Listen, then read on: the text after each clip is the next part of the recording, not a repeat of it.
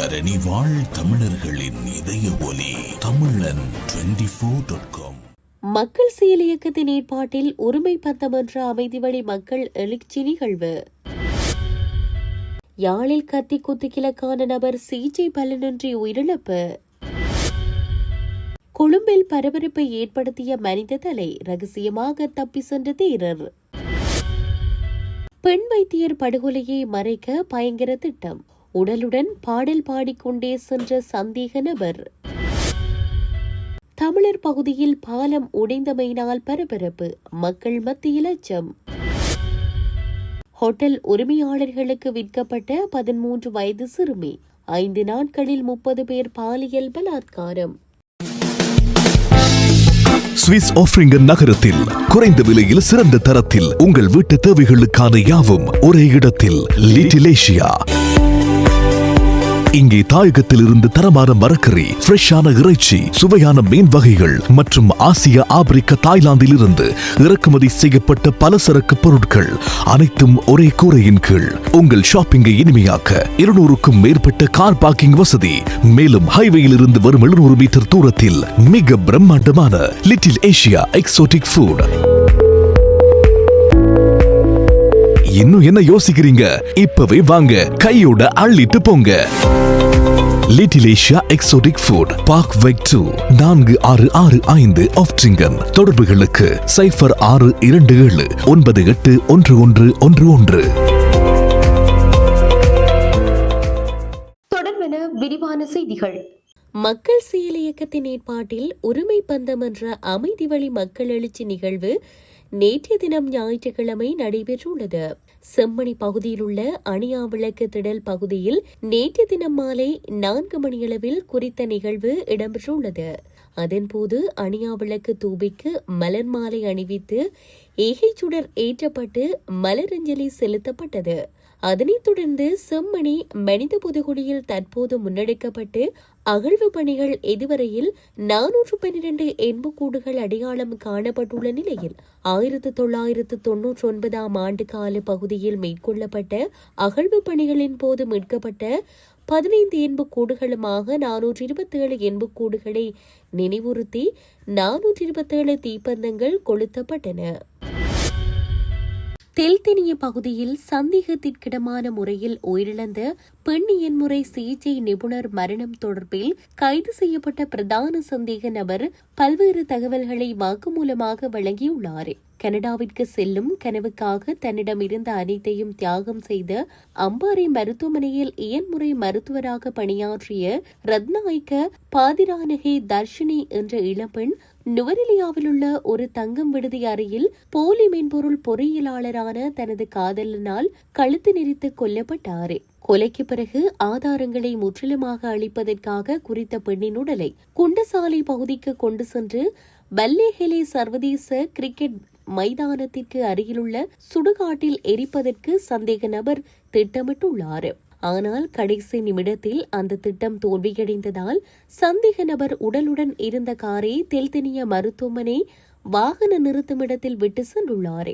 வெளிநாடு செல்லும் பெரும் நம்பிக்கையுடன் தனது காதலனுக்கு 1.5 கோடி ரூபாய் கொடுத்து அவரது வேண்டுகோளுக்கு இணங்கி மருத்துவமனை வேலையில் இருந்து பதவி விலகிய தர்ஷினி ஏமாற்றப்பட்டு கொலை செய்யப்பட்டுள்ளார். இந்த நிலையில் சந்தேக நபர் அவரது குடும்பத்தினரையும் ஏமாற்றியுள்ளதாக தெரிவிக்கப்படுகின்றது.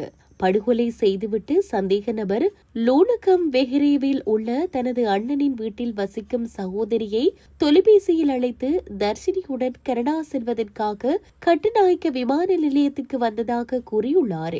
கொலை குற்றத்தை மூடி மறைக்கவும் சந்தேக நபரை அவரது மற்றைய காதலியையும் மறைத்து வைக்கவும் உதவியது தெரிய வந்ததையடுத்து குண்டசாலை பிரதேச சபையை சேர்ந்த ஒரு குப்பை லொரி ஓட்டுநர் மற்றும் குண்டசாலை போலீஸ் பயிற்சி கல்லூரியில் பணியாற்றிய ஒரு தலைமை போலீஸ் ஆய்வாளர் ஆகியோரும் சந்தேகத்தின் பேரில் கைது செய்யப்பட்டனர்.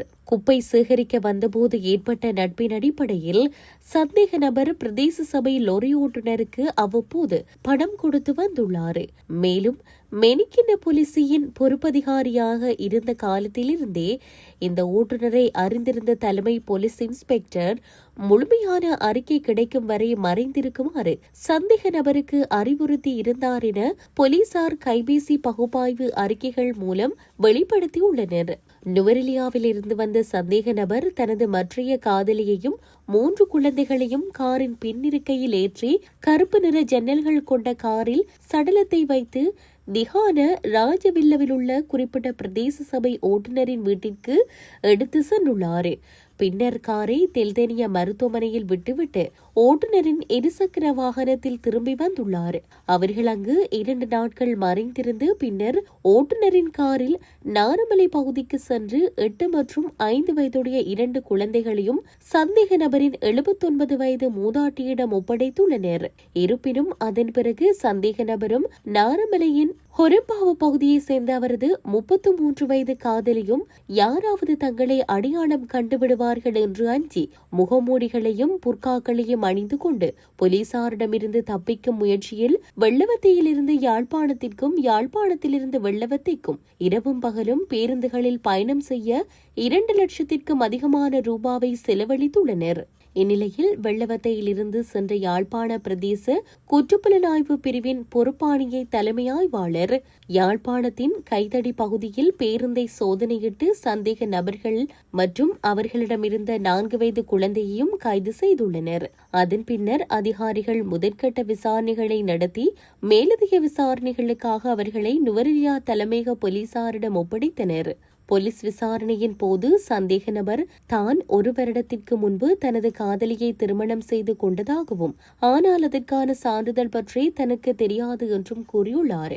அவருக்கு முன்பு இழைக்கப்பட்ட மனிதாபிமானமற்ற சித்திரவதையின் காரணமாக அவரது சட்டப்பூர்வ மனைவி அவரை விவாகரத்து செய்துவிட்டு ஜப்பானில் வேலைக்கு சென்றுவிட்டார். மேலும் இந்த சம்பவத்தால் அப்பாவி 8 வயது சிறுமியும் பாடசாலை படிப்பும் நிரந்தரமாக முடிவுக்கு வந்துள்ளது. அத்துடன் போலீஸ் காவலில் எடுக்கப்பட்ட 4 வயது குழந்தையை ஏற்றுக்கொள்ள வயதான தாய் மறுத்ததால் குழந்தைகளின் எதிர்காலம் பெரும் நிச்சயமற்ற நிலையில் உள்ளதென தெரிவிக்கப்பட்டுள்ளது. மட்டக்களப்பு நகருக்குள் நுழையும் பிரதான பாலங்களில் ஒன்றான பொதுப்பாலம் நேற்று மாலை இடிந்து விழுந்ததால் அப்பகுதியுடனான போக்குவரத்து கடுமையாக பாதிக்கப்பட்டுள்ளது. நேற்று ஞாயிற்றுக்கிழமை என்பதால் வாகன போக்குவரத்து குறைவாக இருந்த நிலையில் இச்சம்பவத்தில் உயிரிழப்போ அல்லது காயமோ எதுவும் ஏற்படவில்லை என தெரிவிக்கப்படுகிறது. வீதி அபிவிருத்தி அதிகார சபைக்கு சொந்தமான இப்பாலம் கடந்த ஆட்சி காலத்தில் புனரமைக்கப்பட்டிருந்ததாக தெரிவிக்கப்படுகிறது. எனினும் நேற்று மாலை ஏற்பட்ட இடிவீழ்ச்சி அப்பகுதி மக்களிடையே அதிர்ச்சியை ஏற்படுத்தியுள்ளது. களனி நுங்கமுகொட பகுதியில் தேரர்கள் தங்கும் மடாலயத்தின் வாசலுக்கு முன்பாக மனித தலையொன்று கொண்டு வந்து வைக்கப்பட்ட சம்பவம் பரபரப்பை ஏற்படுத்தியுள்ளது. சம்பவம் குறித்து போலீசார் தற்போது தீவிர விசாரணைகளை தொடங்கியுள்ளனர். குறித்த மடாலயத்தில் வசிக்கும் ஒரு பௌத்த தேரரை விரட்டியடிக்கும் நோக்கத்துடன் நேற்று முன்தினம் இவ்வாறு செய்திருக்கலாம் என சந்தேகிக்கப்படுகிறது.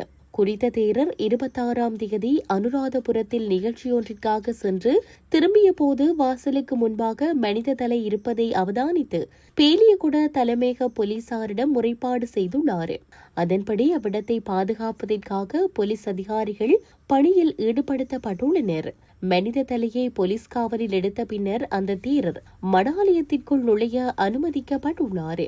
இந்த மடாலயத்தில் முன்பு வசித்து வந்த தேரர் காலமான பிறகு குறித்த தேரர் 2024 முதல் அங்கு பணியாற்றி வருவதாகவும் தெரிவிக்கப்படுகிறது. அவரை விரட்டியடிக்கும் நோக்கத்துடன் அதே பகுதியில் உள்ள மற்றொரு தேரர் மனித தலையை வைத்திருக்கலாம் என்றும் கூறப்படுகிறது. சம்பவம் நடந்ததாக கூறப்படும் 26ஆம் தேதி காலையில் அந்த தேரர் முச்சக்கர வண்டியில் குறித்த இடத்திற்கு வந்து ரகசியமாக திரும்பி செல்வதை அப்பகுதி மக்கள் பார்த்துள்ளதாகவும் தெரிவிக்கப்படுகிறது. இந்த சம்பவங்கள் குறித்து பேலியகொட தலைமையக போலீசார் விரிவான விசாரணைகளை தொடங்கியுள்ளனர். யங்களில் கத்திக்குத்து தாக்குதலுக்குள்ளான நபர் ஒருவர் சிகிச்சை பலனின்றி உயிரிழந்துள்ளார். ரகு துஷ்யந்தன் என்பவரே இவ்வாறு உயிரிழந்துள்ளார். இதுகுறித்து மேலும் தெரிய வருகையில் வட்டுக்கோட்டை காவல்துறை பிரிவுக்குட்பட்ட தொல்புரம் பகுதியில் கடந்த 22/6/2026 அன்று ஒரு கத்திக்குத்து தாக்குதல் சம்பவம் ஒன்று இடம்பெற்றது. இதன்போது வயிற்றில் படுகாயமடைந்த நபர் சிகிச்சைக்காக யாழ்ப்பாணம் போதனா வைத்தியசாலையில் அனுமதிக்கப்பட்டிருந்தார். அங்கு சிகிச்சை பெற்று வந்த அவர் சிகிச்சை பலனின்றி 27ஆம் தேதி உயிரிழந்துள்ளார். குறித்த தாக்குதலை மேற்கொண்ட நபரை முன்னதாக வட்டுக்கோட்டை காவல்துறையினர் கைது செய்து மல்லாகம் நீதிமன்றத்தில் முற்படுத்திய வேளை அவரே எதிர்வரும் 7/7/2026 வரை விளக்கமறியலில் வைக்குமாறு நீதவான் உத்தரவிட்டார். இதுகுறித்து வட்டுக்கோட்டை காவல்துறையினர் மேலதிக விசாரணைகளை மேற்கொண்டு வருகின்றமை குறிப்பிடத்தக்கது. ராஜஸ்தான் மாநிலம் ஸ்ரீ கங்கா நகரில் 13 வயது சிறுமி ஒருவர் 5 நாட்களில் 30க்கும் மேற்பட்ட நபர்களால் தொடர்ச்சியாக பாலியல் வன்கொடுமைக்கு உள்ளாக்கப்பட்ட கொடூர சம்பவம் வெளிச்சத்திற்கு வந்துள்ளது.